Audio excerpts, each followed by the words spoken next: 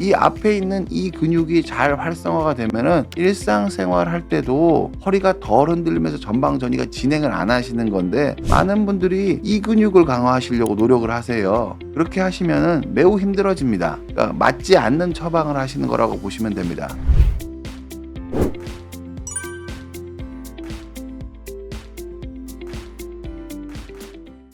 안녕하세요. 비욘디 가족 여러분. 정형외과 전문의 이대영입니다.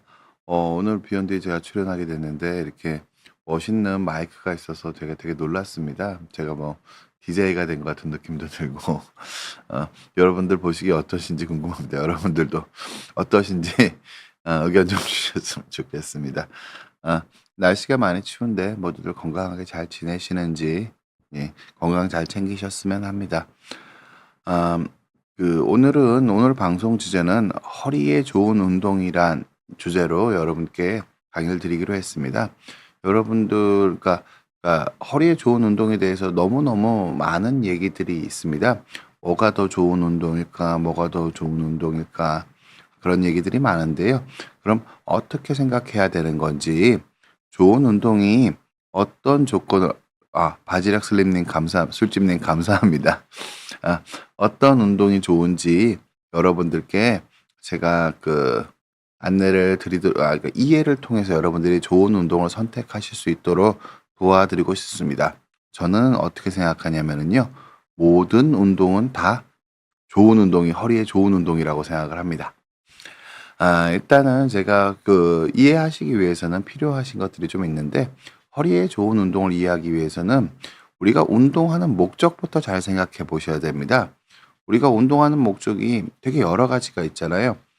허리가 안 아프기 위해서 운동을 하기도 하고, 그리고 뭐 오래 살기 위해 건강해지기 위해서 운동하기도 하고요. 스트레스를 풀려고 운동을 하기도 하고, 운동의 목적이 여러 가지가 있습니다. 근데 어떤 목적을 가지고 개별적인 이해를 가지고 운동하시냐가 되게 중요합니다.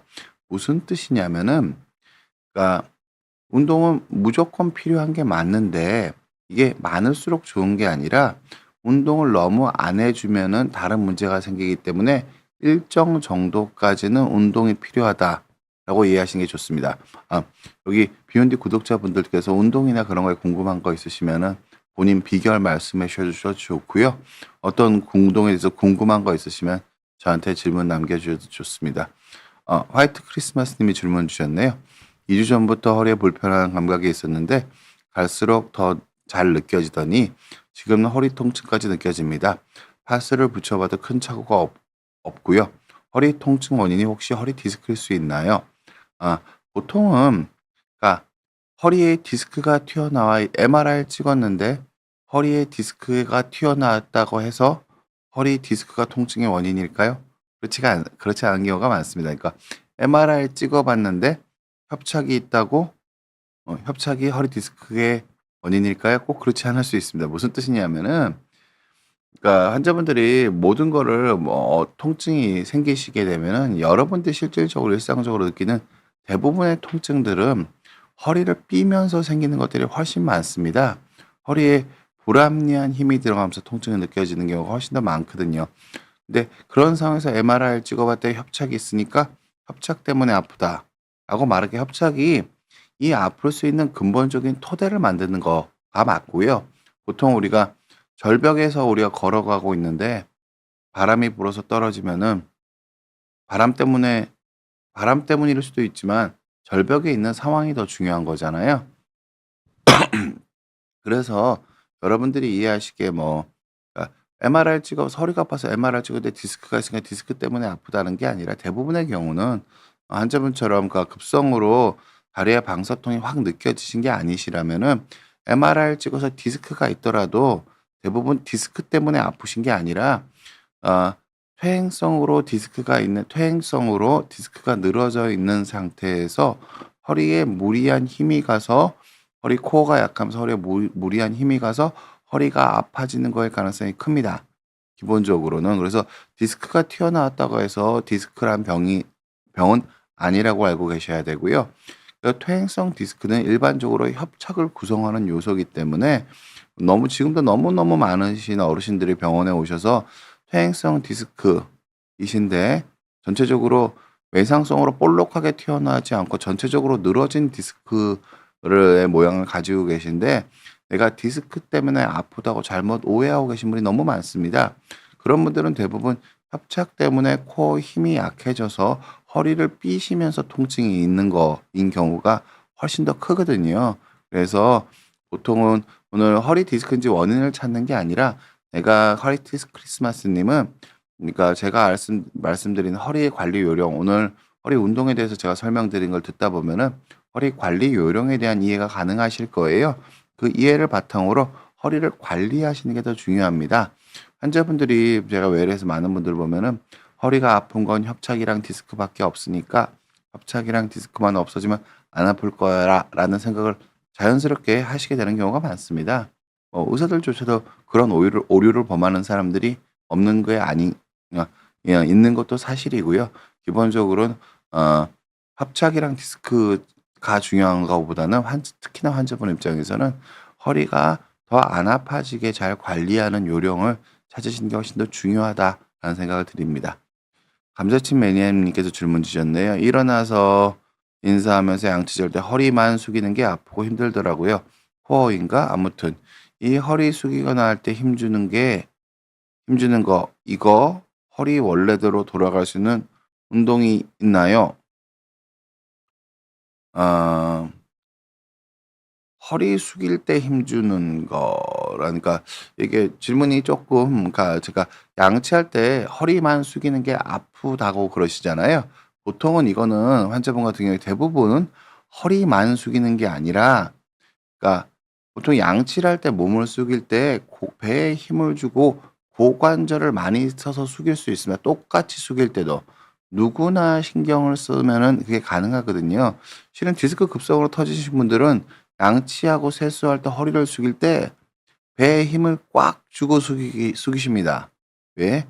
배에 힘을 빼는 순간 허리가 말도 못하게 더 아파질 것 같은 느낌을 가지시거든요. 지금 말씀하시는 걸 볼 때는 감자칩 매니아님은 급성으로 많이 아프신 분은 아니신 것 같고, 그냥 몸에 있는 힘을 너무 빼고 코에 힘이 없는 상태에서 허리를 숙이다 보니 허리뼈가 불편해지신 거여서, 오늘 제가 가르쳐 드리는 운동의 핵심을 잘 이해하시면은 이걸 안 아프게 관리하시는데 큰 도움을 얻지 않을까라고 생각을 하고 있습니다. 자, 그러니까 제가 원래 설명드린 내용으로 좀 돌아가서요. 운동은 여러 가지 다른 얘기를 하면서, 그러니까 그러니까 뭐 오래 살 심폐지구력을 늘리는데 걷기가 좋고 달리기가 좋다라는 의미로 설명하는 사람의 운동을 듣고, 달리기는 건강에 좋은 거니까 나는 허리가 달리기에 좋을 거라 생각하면 좀 다른 거겠죠? 그럼 심폐지구력을 잘 늘리기 위한 달리기 요령과, 그럼 코어를 잘 기르기 위한 달리기의 요령은 다를 수밖에 없습니다. 그러니까 그러니까 그리고 어떤 분들이 제일 많이 하는 게, "내가 이 운동에서 너무너무 좋아졌다. 다른 사람도 이 운동 해 봐라." 그러신 분들이 너무너무 많은데요. "이것만 하면 다 해결된다." 그런데 그 이 운동이란 말을 듣고 그 운동을 그분이랑 똑같이 하실 수 있는 분이 거의 없으시고요. 보통 요가도 자전거도 달리기도 제대로 된 자세로 하신 분이 많지가 않습니다. 거의 모든 운동은 제대로 된 자세로 제대로 하면 몸에 좋습니다. 근데 제대로 하기가 쉬운 운동이 있고 제대로 하기가 어려운 운동이 있는 건데, 내가 그 운동을 해서 좋았다고 다른 분이 그 운동을 해서 좋기는 환자분 상황에 따라 좋을 수도 있습니다. 물론 제가 꼭 안 좋다고 얘기를 하는 게 아니라, 그 환자분의 몸의 기본적인 근력이나 몸의 자세가 나오는 거나 그 환자분의 균형 감각 때문에 다를 수가 있는 거기 때문에, 제가 그냥 조심스럽게 드리는 말씀은, 내가 해서 좋은 운동이었다고 다른 사람이 해서 좋을 거라고 생각하시는 거는 대부분의 경우 음 다른 분한테 안 좋은 영향을 끼칠 수 있기 때문에, 그건 그렇게 생각해 주셨으면 합니다. 지킴이 사랑바 님이 또 질문 주셨네요. 좌측 종아리랑 엉덩이 부위가 밤에 제일 통증이 심합니다. 허리 디스크와 4-5번 협착이 있습니다. 종아리 통증 줄일 수 있는 방법이 있나요? 라고 말씀 주셨습니다. 보통 일반적으로는 밤에 통증이 심하신 건 대부분, 그러니까 그러니까 원래 코어가 떨어져 있으면요. 코어가 떨어지신 분들은 몸이 덜 풀려 있는 상태에서 갑자기 움직이는 걸 아침에 제일 많이 하시게 됩니다. 아침에 일어날 때 허리가 아프신 분들이 대부분 코어가 약하신 분들이 많고요.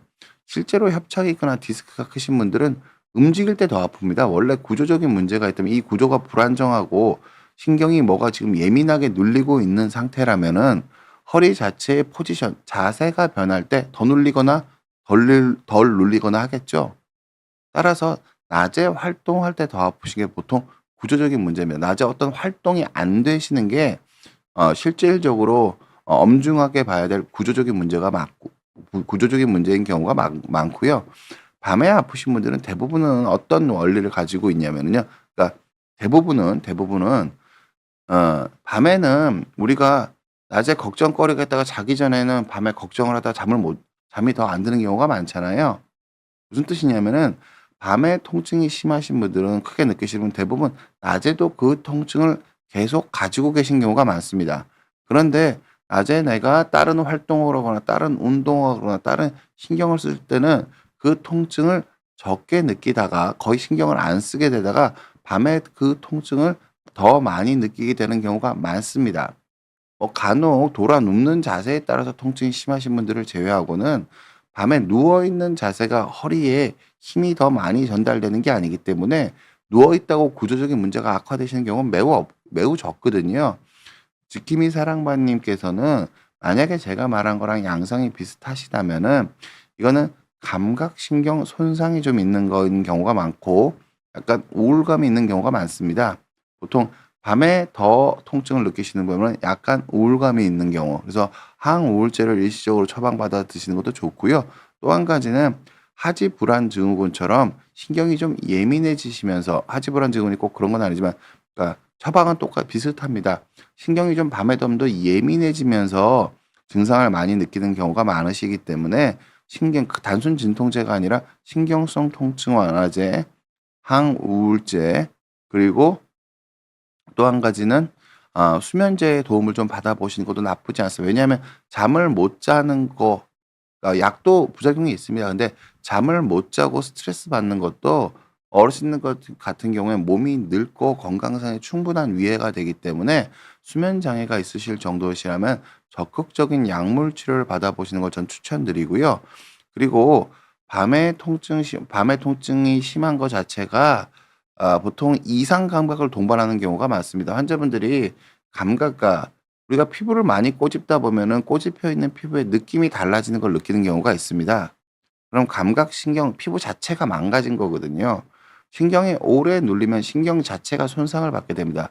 내 신경 손상이 꼭 그렇게 완전한 의미의 마비 형태로 나타나는 게 아니라 시린 느낌, 감각이 둔한 느낌, 무딘 느낌, 발바닥에 자갈을 박는 느낌, 이런 식으로 나타나는 게 감각신경 손상에 가까운 느낌이시거든요. 만약에 지킴이 사랑방님께서 밤에 더 불편하시면서 이상 감각, 시리거나 무딘 느낌이 같이 있으시다면은 그러니까 그 증상을 줄이는 것보다 내가 협착 때문에 몸이 늙어버리고 있는 거일 수가 있기 때문에 그리고 그걸 없앨 수 없더라도 치료한다고 절대적으로 줄이는 거지 없어지진 않거든요, 이상 감각은. 근데 치료를 안 하고 방치를 하면 더 나빠지는 경우가 대부분이고 더 나빠지면 대부분 우울감이나 신체 활동 능력이 떨어지면서 노화라는 시계를 확 촉진시켜 버릴 수가 있습니다. 환자분들한테 제가 그런 말씀드려요. 조금이라도 젊어질 수 있는 약은 우리가 어마어마한 비용을 들여서 사잖아요. 자본주의에서 어마어마한 가치가 있는 거잖아요. 근데 조금 덜 늙어지게 하는 거는 그렇게까지 그 사람들이 환자분들이 신경 안 쓰시는 것 같더라고요. 과도한 스트레스는 과도한 스트레스는 몸을 늙어버리게 만듭니다. 그 부분에 대해서 좀 적극적으로 관리하실 필요가 있지 않나 싶습니다. 시린 증상은 없다고 하시네요. 시린 증상은 없다고 하시면 감각신경 손상 가는데 이게 느낌의 표현이 다릅니다. 보통 전형적인 당기는 느낌이 아니라 무디다고도 하고 무겁다고도 하고 벌레 기어간다고도 하고 시린 게 아니라 차갑다고 하기도 하고 뜨겁다고 하시는 분들도 있고 찌릿찌릿하다고 하시는 분들도 표현이 너무 달라서 그 표현에 몰두하시면서 환자분들이 대부분 그 느낌이 약간 변하는 거에 너무 몰두하시면서 예민해지시는 경우가 있거든요.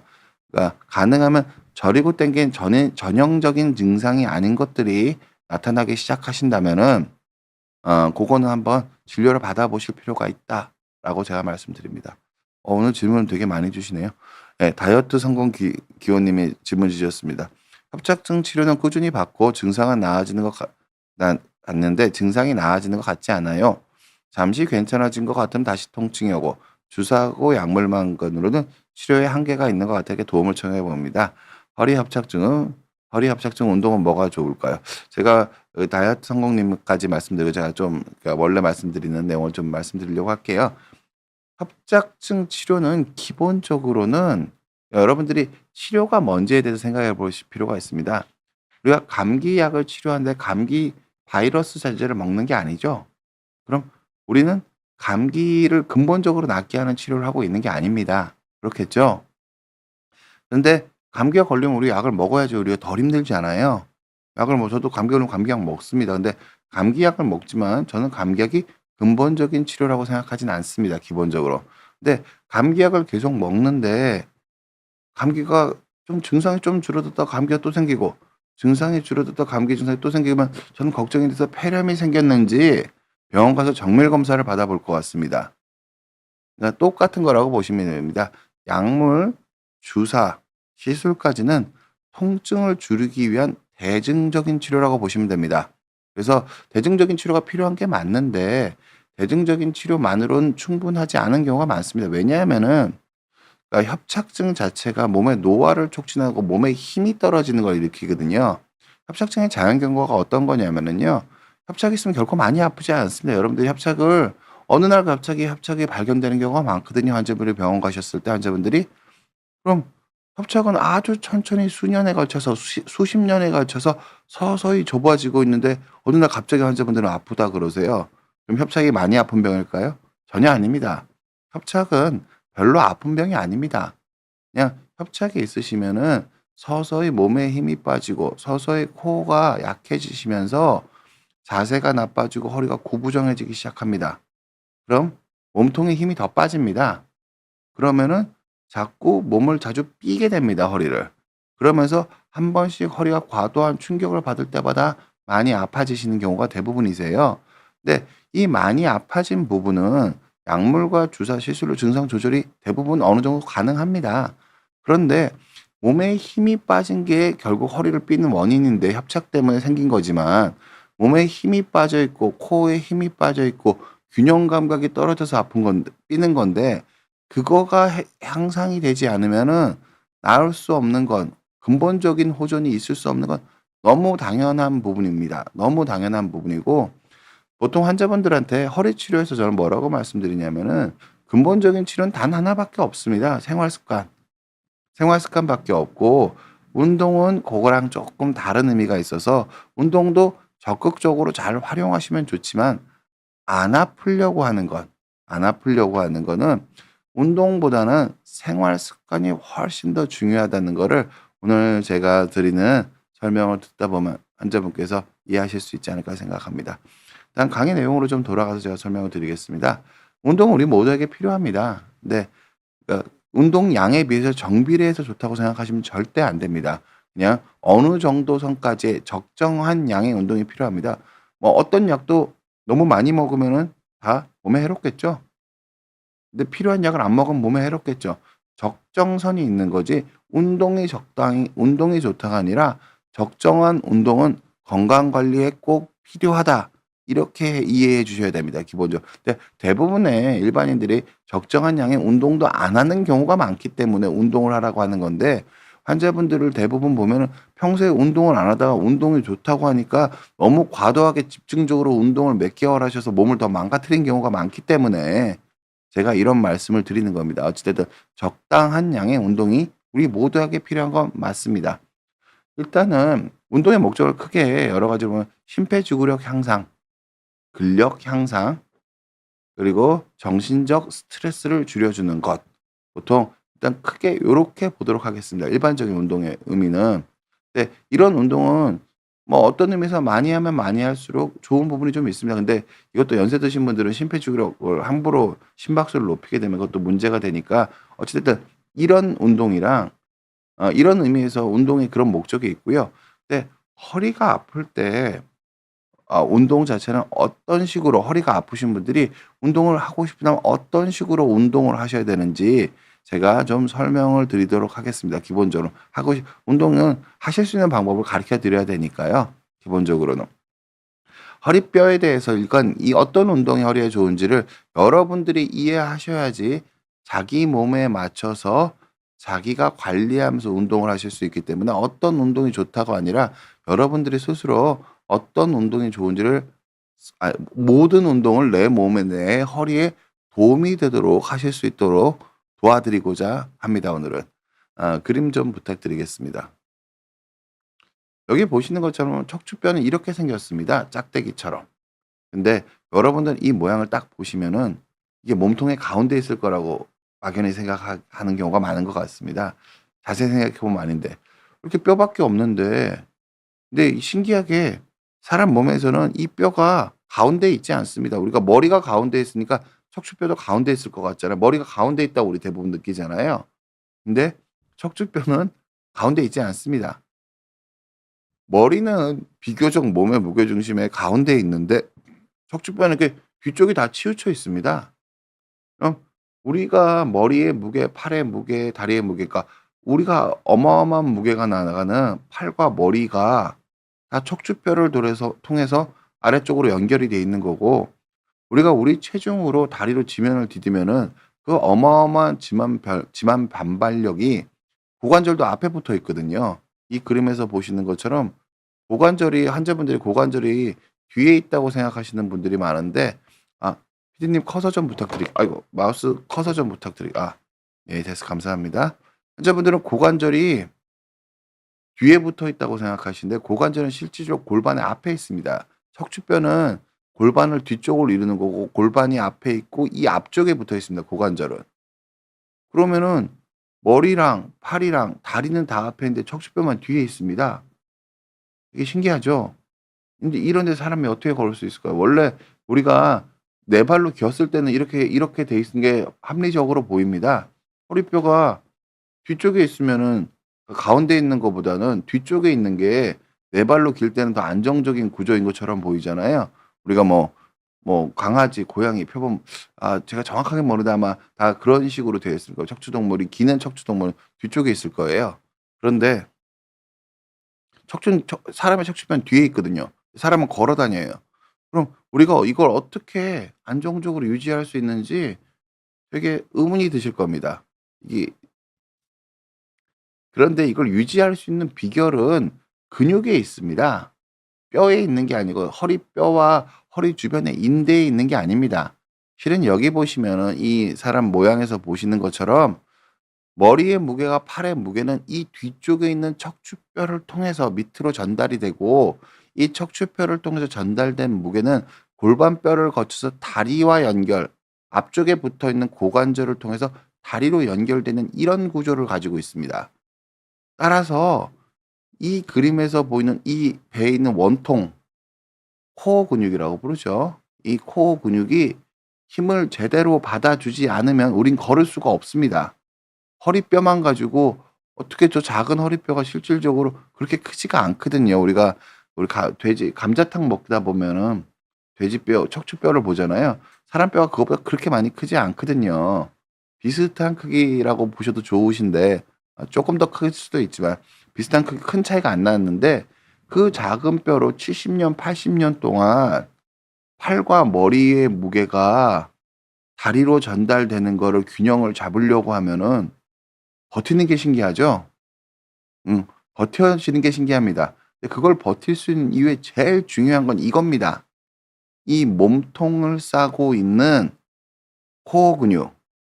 이 코어가 잘 받쳐주기 때문에 머리와 팔의 무게가 허리뼈로만 전달되는 게 아니라 배를 통해서 코어 근육을 통해서 아랫배로 전달되는 겁니다. 따라서 허리가 안 아파지고 싶다면 그리고 협착증의 발생 원인을 제가 언제나 말씀드리는데 환자분들이 디스크의 발생 원인은 관심을 갖는데 협착의 발생 원인은 별로 관심을 안 갖더라고요. 협착의 발생 원인은 훨씬 더 중요합니다. 협착증이 훨씬 더 많은 병이고요. 협착증이 실질적으로 노화를 촉진해서 어르신들이 요양병원에 가시게 되는 아주 큰 이유거든요. 디스크 상태보다 협착증의 상태가 훨씬 더 중요한 거거든요. 디스크는 외상성 튀어나온 디스크는 튀어나오면 좀 있으면 들어갑니다. 바로 중요한 상대적으로 중요도가 매우 낮은 질환입니다. 제가 수술하시는 제가 치료하는 환자 중에 90% 이상이 디스크는 10% 5%가 잘 안 됩니다. 다 협착이거든요. 근데 연세 드신 어르신들이 협착증엔 별로 관심이 없고 디스크에 대해만 박사이신 분들이 많으세요. 그거 뭔가 되게 잘못된 거거든요. 어찌 됐든 협착증이란 결국 뭐냐면은 이런 식으로 허리뼈 이런 식으로 머리와 팔의 균형을 잡다 보면은 허리가 흔들리겠죠, 당연히. 배로 근육으로 앞쪽에서 받쳐 주니까. 이게 흔들리다 보면은 허리에 퇴행성 관절염이 오고 그러다 보니 신경이 눌리게 되는 병입니다. 어찌 됐든 그럼 우리가 이 그림을 보면 생각이 들겠죠? 허리가 안 아파지려면은 이 배 안에 있는 원통이 몸을 잘 받쳐 줘야지 허리가 안 아프겠죠? 실질적으로 되게 간단한 운동 제가 뭐 비욘드에서 여러 번 보여 드렸지만 간단한 운동으로 이 배의 힘이 떨어지는 걸 느낄 수가 있습니다. 머리랑 팔의 무게가 아랫배를 통해서 허벅지에 전달되게 쓰는 게 누구나 가능하세요.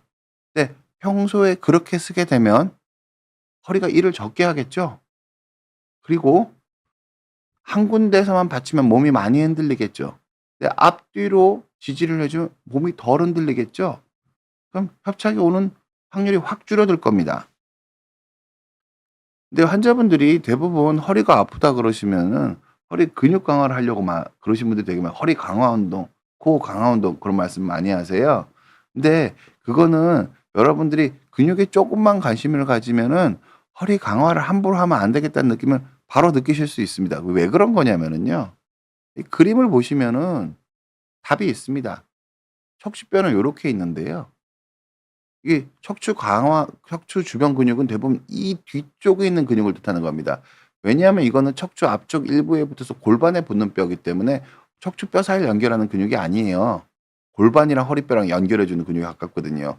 이 근육들을 얘기하는 건데 이 근육은 척추뼈를 동그랗게 싸고 있을 거라고 여러분들이 생각을 하고 있기 때문에 척추 주변 강화를 얘기를 하시는 거예요. '척추 주변 근육을 강화하면 허리가 더 좋겠다.'라고 생각을 하시는 거거든요. 근데 척추 근육은 정확 전 저 전혀 척추를 동그랗게 싸고 있지 않습니다. 오히려 그 뒤쪽에 이렇게 비대칭으로 대부분의 근육들이 있거든요. 이게 강해지면 어떻게 될까요? 힘을 나눠 갖는 게 아니라 허리를 세게 필 수 있는 힘을 생기게 되는 거고 허리를 굽히는 힘에 잘 저항하게 되는 거지 이 힘이 강해지면 결국은 허리뼈에 떨어질 힘이 더 커질 가능성이 큽니다.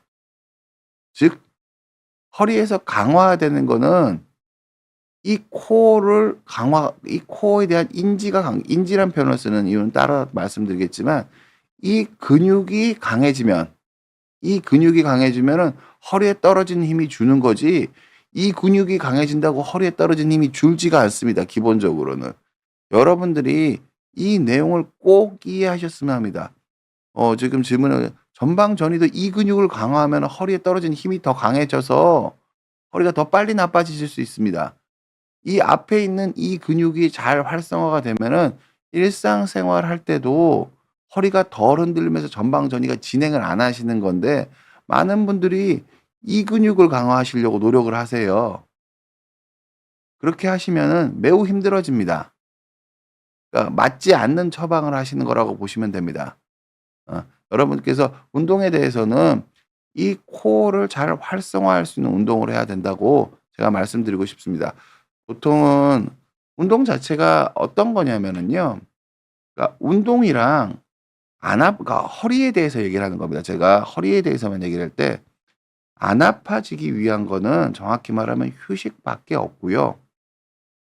코어에 대한 인지가 좋아지면 안 아파질 수 있습니다. 언제나 내가 몸을 움직일 때 언제나 배에 힘을 잘 줘서 내 몸이 움직일 때 허리뼈가 안 흔들리고 안 움직이게 만들면은 우리 일어날 때 아프다고 그러잖아요.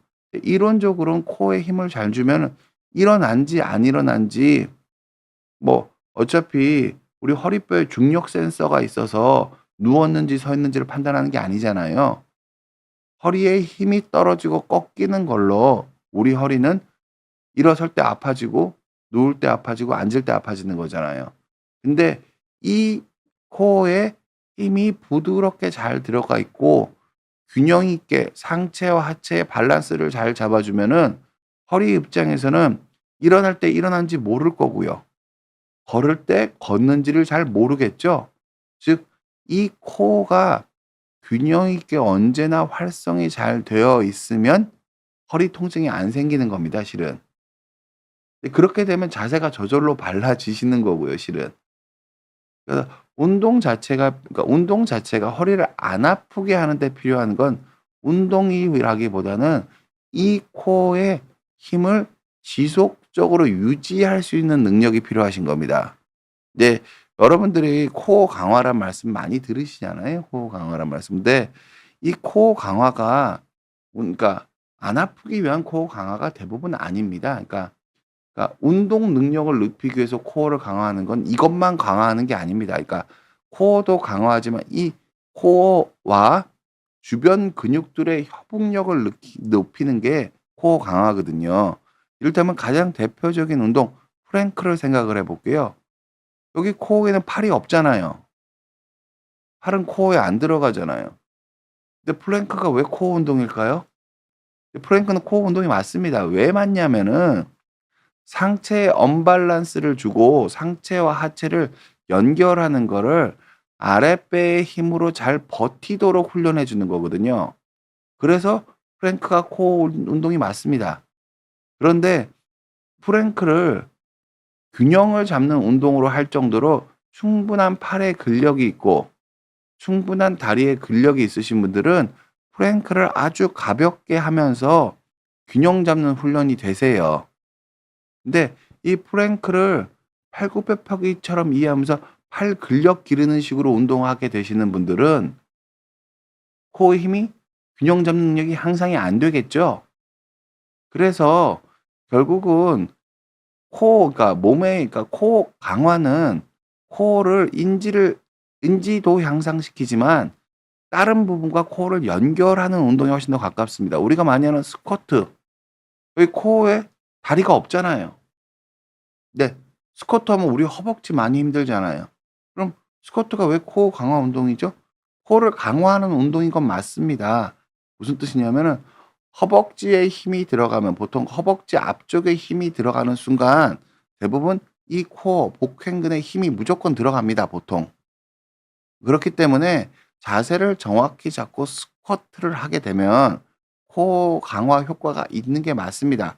하지만 이 스쿼트란 운동 자체도 이 코어와 하체의 연결성을 높이고 코어를 잘 활용해서 균형을 잡는 능력을 도와주는 거지 직접적으로 스쿼트가 코어 운동이 아닙니다. 왜냐하면 다리는 코어에 들어가 있지가 않잖아요. 그래서 여러분들이 허리가 안 아파지기 위한 방법은 딱 한 가지입니다. 이걸 생각하시면 너무 편합니다. 허리가 안 움직여야 허리가 안 아프다고요. 상처가 났으면 상처를 안 비벼야 허리가 안 아프겠죠? 상처를 났는데 비비면서 연고를 바르고 있으면 현명하지 않다는 거잖아요. 현명하지 않으신 거잖아요. 그럼 안 움직여야 안 아픈 거고, 그런데 코어에 힘이 잘 들어가 있으면, 코어의 인지가 좋아지면 우리가 움직여도 우리 허리는 우리가 안 움직이는 것처럼 느낀다. 즉, 허리의 사용량이 줄어든다라고 제가 말씀을 드립니다. 이게 사용량을 줄이는 게 뭐 이렇게 "난 아파 죽겠는데 뭐 이렇게 좀 모호한 얘기를 하느냐." 환자분들이 이렇게 생각하실 수 있으세요. 아닙니다. 저는 환자분들을 잘 생각해 보시면은 이게 어마어마하게 중요한 거를 여러분들이 깨달으실 거예요. 무슨 뜻이냐면은 제가 협착증 있으신 분들한테 자주 드리는 말씀입니다. 그러니까 코어의 힘이 떨어지다 많이 떨어지면 어떻게 되냐면은요. 보행 습관이 바뀌거든요. 협착증 있으신 분들 대부분 제가 그러니까 근본적인 치료, 수술적인 치료를 생각해 보라고 말씀드리는 선이기도 한데 이게 코어의 힘이 많이 떨어진 경우에 해당하는 겁니다. 조금 떨어지면 이렇게 안 되거든요. 많이 떨어지면 코어의 힘이 많이 떨어지면 어떻게 되는지 여러분 모두 알고 계세요. 코어에 힘이 많이 떨어지면 어떻게 되냐면은요. 보폭이 줄어듭니다. 이제 우리가 길 가다가도 오늘도 여러분 산책 좀 하셨으면 길 가다가 어르신들 많이 뵙잖아요. 예. 어르신들 중에서 협착증이 있으신 분들 그러니까 코어에 힘이 떨어진 분들은 어떻게 걸으시냐면은요. 보폭이 줄어듭니다. 그리고 발이 되게 바쁘게 움직이세요. 걷는 속도가 빠르진 않은데 발이 되게 바쁘게 움직이시고요. 무릎을 쫙쫙 펴고 걸으세요, 지면에. 그리고 무릎으로 지면을 꽝꽝 때리면서 걷습니다. 보통 뭐 여러분들 대부분 공감하실 거예요. 그러니까 어르신들이 종전검으로 허리 숙이고 걸으시는 어르신들이 많으시잖아요. 그분들이 꼭 많이 아파하는 게 아닙니다. 대부분의 협착 때문에 휜 것도 있지만 협착 때문에 코어에 힘이 많이 떨어져서 그렇게 걸으시는 거거든요. 이게 그렇게 그러면 이게 무슨 문제가 되느냐? 내가 젊었을 때는 100보 걷던 거를 그렇게 걸으시면은 한 130 보, 140 보를 걸으셔야 똑같은 운동량이 나오시거든요. 그리고 그렇게 걸으시면은 지면을 꽝꽝 때리고 걸으시면은 무릎이랑 게다가 무릎을 쫙쫙 펴고 걸으세요. 그럼 무릎이랑 허리가 받는 충격이 훨씬 더 커집니다. 그럼 그게 하루에 뭐 5-6천 보 걸으시는 분이 그렇게 한 20-30%를 더 많이 걷는다고 생각을 해 보세요. 그리고 그 힘도 훨씬 더 커지죠. 그럼 하루에 한 1-2천 보를 그렇게 걷는다고 치면은 한 달이면은 3-4만 보일 거고 1 년이면은 수십만 보일 거고 10 년이면 100만 보가 넘게 차이 나겠죠. 그런데 훨씬 더 세게 때리는 거예요, 기본적으로는. 그럼 그런 것들이 뭉치고 뭉쳐서 협착으로 어느 날 나타나는 겁니다.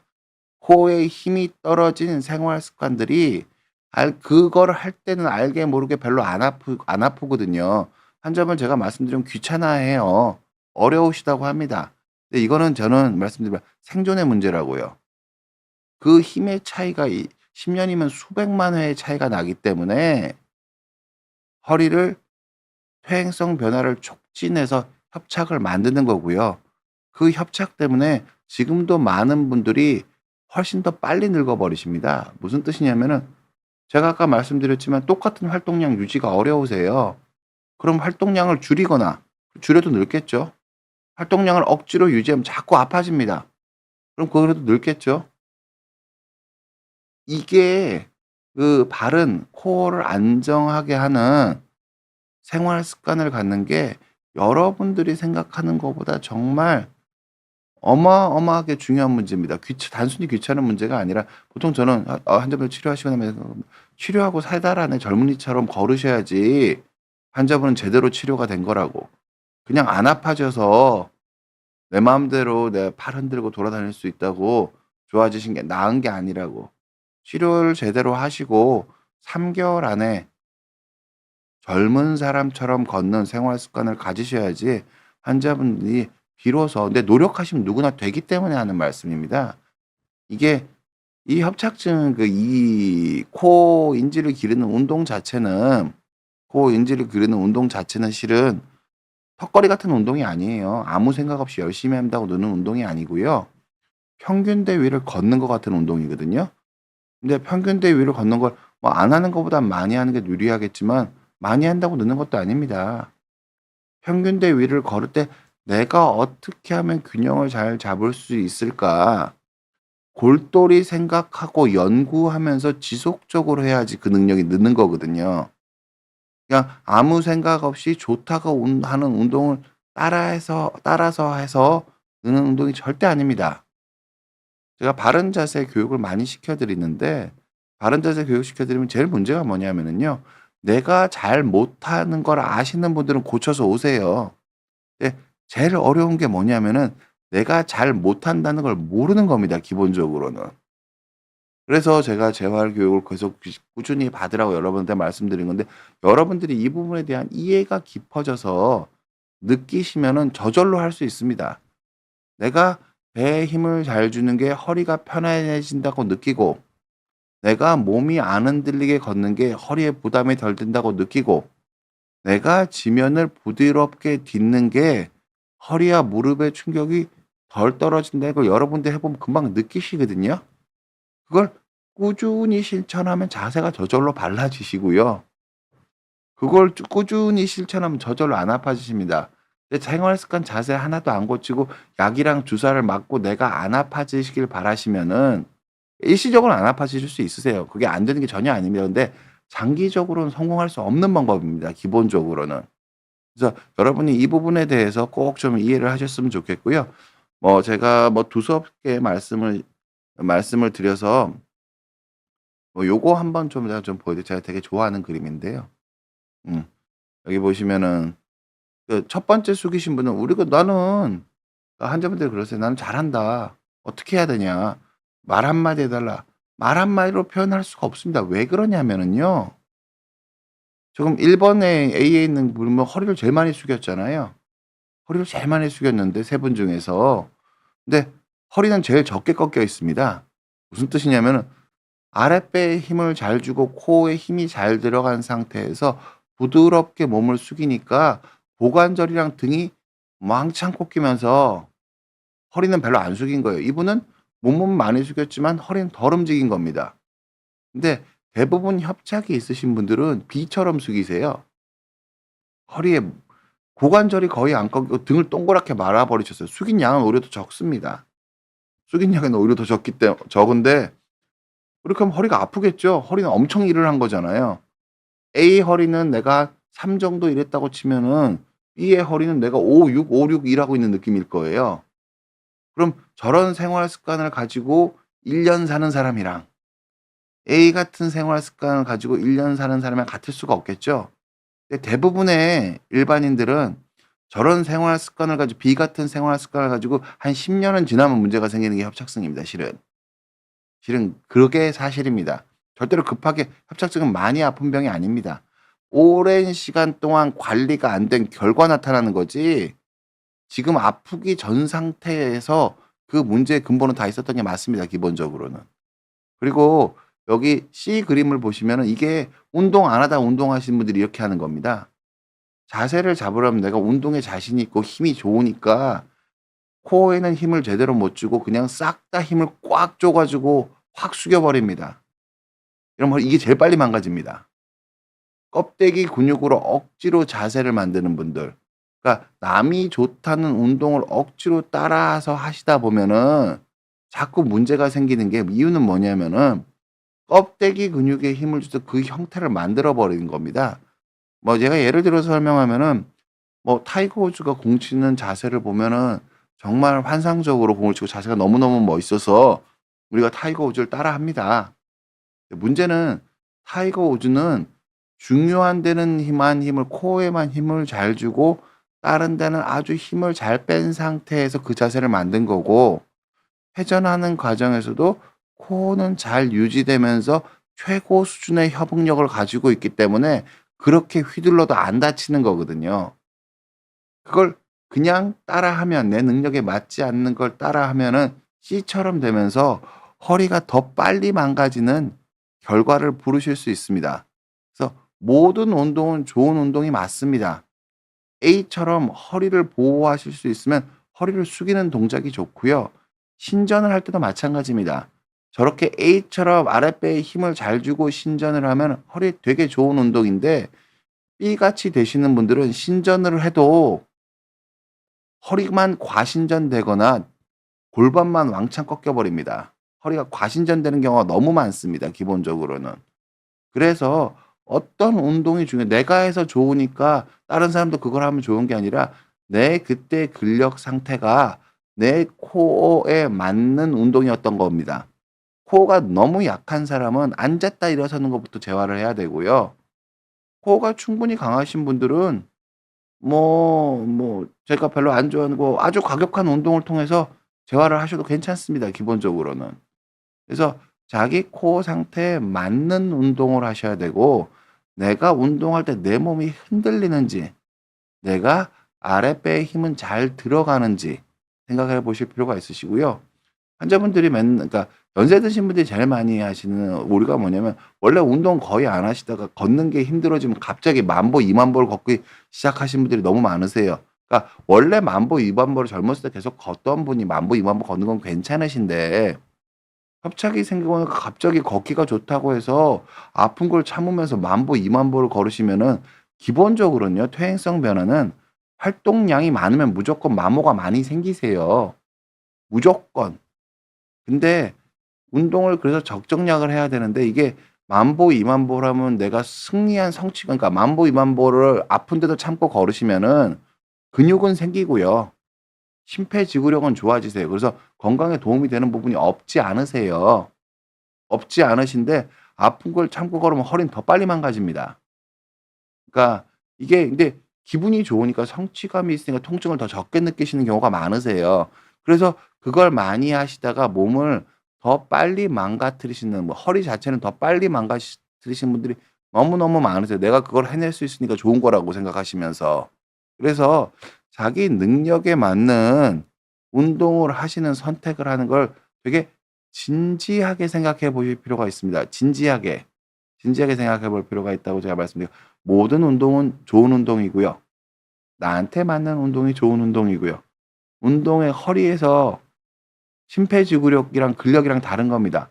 허리에서 좋은 운동은 코어에 힘이 잘 유지되면서 할 수 있는 운동이 좋은 운동입니다. 이거를 벗어나는 상위 그러니까 다른 말도 다 맞는데 이게 최상위의 말이 맞습니다. 기본적으로 아랫배에만 힘을 주고 다른 데 힘을 잘 빼시게 되면은 이런 식으로 몸이 저절로 곧은 자세가 나오고요. 저절로 곧은 자세가 나고 생활 습관 저절로 좋아지고 똑같이 활동하더라도 허리에 떨어진 힘이 훨씬 더 떨어질 수 있는 겁니다. 환자분들이 배 아랫배에 힘을 주라면 제가 꼭 당부드리고 싶은 마지막이 이겁니다. 거죽 근육에 힘을 줬다고 생각을 거죽 근육에 힘을 주고 내가 아랫배에 힘을 줬다고 생각하시는 분들이 너무너무 많으세요. 코어 근육은 호흡 근육이기 때문에 결코 강하게 힘이 들어가지가 않습니다. 힘을 꽉 줘서 힘들다. 그건 아랫배에만 힘을 준 게 아니시고요. 거죽 근육에도 힘을 주신 거고 엉덩이 근육에도 힘을 준 겁니다. 근데 제가 아까 코어라고 말씀드린 거는 엉덩이 근육 하나도 안 들어가 있죠. 엉덩이 힘이 들어간 건 코어가 아닙니다. 이게 코어가 의미가 있는 이유는 여기에만 힘을 잘 주고 다른 데가 평소에는 릴렉스 돼 있는 상태로 힘이 빠져 있는 상태를 잘 유지가 돼야지 협응력 있게 몸을 보호하면서 움직일 수가 있는 거예요. 그러니까 코어는 배를 타고 갈 때 우리가 하는 방향탁 키 같은 거거든요. 방향만 잡아주는 거기 때문에 강하게 힘이 들어갈 수가 없습니다. 여러분들이 아랫배에 힘을 내가 강하게 잘 준다고 하시는 분들은 대부분 거죽에 힘을 주시는 겁니다. 이거를 보통 일반인들이 여러분들이 모두 다 코어에 힘이 들어간 걸 느끼시는 건 뭐냐면은요. 줄넘기 할 때 느낌입니다. 젊었을 때 줄넘기 할 때 보면 배에서 뭐가 받쳐주잖아요. 아까 이 그림에서 보는 것처럼 아니 몸이 이렇게 생겼는데 여기 이만큼 비어 있는데 이거 여기 힘 안 주면 허리 나가겠죠. 그러니까 인간이 동물적으로 배에 힘을 주게 되거든요, 줄넘기 할 때. 그게 코어입니다. 근데 줄넘기 할 때 배에 힘이 너무 꽉 줘서 아프신 분 아무도 없을걸요? 그런 식으로 힘이 들어가는 게 아닙니다. 그렇게 배에 힘을 꽉 준다고 느끼시는 건 다 이 껍데기 근육이고요. 이게 힘이 들어가면 코어의 방어 능력이 더 떨어지는 겁니다. 코어에도 힘 주고 이거에도 힘 주면 좋지 않냐? 전혀 그렇지 않습니다. 코어에만 힘이 잘 들어가 있고 다른 데는 상대적으로 힘이 빠져야지 몸을 움직일 때 코어가 자기 몸의 흔들림을 잡아주는 겁니다, 코어가.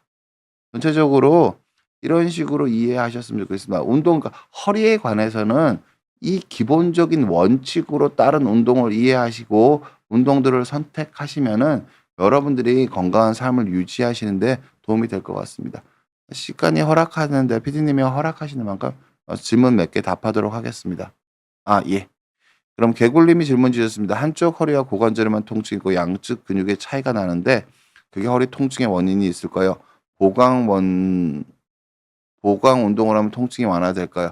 일단 양쪽 근육의 차이가 있으면 이게 신경 손상 때문에 차이가 난 건지를 먼저 검사해 보시는 걸 말씀을 드립니다. 그러니까 신경 손상 때문에 차이가 나더라도 운동을 하면 근육 차이가 좀 줄어들 수는 있는데 원인이 제거가 안 되면 더 나빠질 수 있는 가능성이 있기 때문에 대부분 허리 때문에 그러신 경우가 제일 많습니다. 왜냐하면 게다가 환자분이 한쪽 허리랑 고관절이라고 그러셨잖아요. 고관절은 앞에 있는 게 아니라 대부분 뒤에 있는 게 아니라 앞에 있거든요. 그래서 고관절이 아니라 엉덩이 쪽이 불편하신 거라면은 환자분이 말씀하신 고관절이 엉덩이 쪽으로 말씀하신 거라면 허리 때문일 가능성이 매우 크기 때문에 신경이 눌린 걸 근육으로 보상하려고 하시면은 문제랑 다른 처방을 하시는 거니까 조금 부담 그러니까 신경이 더 나빠질 수 있으면 그렇게 관리하신다. 근육은 올라가실 수 있지만. 네, 마지막으로 한 질문 하나만 더 답변 드릴게요. 이 아서모거 님이 질문 주셨습니다. 전방전이증 2 단계인데 딱지 통증도 없고 약한 다리 저림, 앉아서 약 마시는 자세, 누웠다 일어날 때만 허리 저림 증상이 있습니다. 병원 생겼다 투수를 반대하고 운동하라 하셔서 하시는데 로드 사이클처럼 실내 자전거는 전방 자전거 일어날 때 안 좋을까요? 손잡이를 잡으면 몸통이 구부러집니다. 그러니까 몸의 노화가 촉진되는 것 같지만 수술을 미리 하실 필요는 없고요. 로드 사이클을 어떤 자세에서 앉아서 하는지 제가 마지막으로 그림만 보여드리고 끝내겠습니다. 슬라이드 부탁드립니다. 여기 고양이 자세를 하고 계신 분 있죠? 이 자세로 앉아서 로드 사이클을 타셔야지 허리에 해롭지 않습니다. 이걸 목표로 하셔야 됩니다. 그러니까 팔은 내렸는데 여기 여성분 보면은 허리는 곧게 서 있고 등만 숙여져 있죠. 이렇게 손잡이를 잡으면 몸통이 아우로 기울어지지가 아니라 원래 전문적으로 사이클 타는 사람은 코어가 안 흔들리게 잡은 상태에서 이렇게 사이클 타셔야 됩니다. 그리고 페달을 돌릴 때 몸이 안 흔들리셔야 하고요.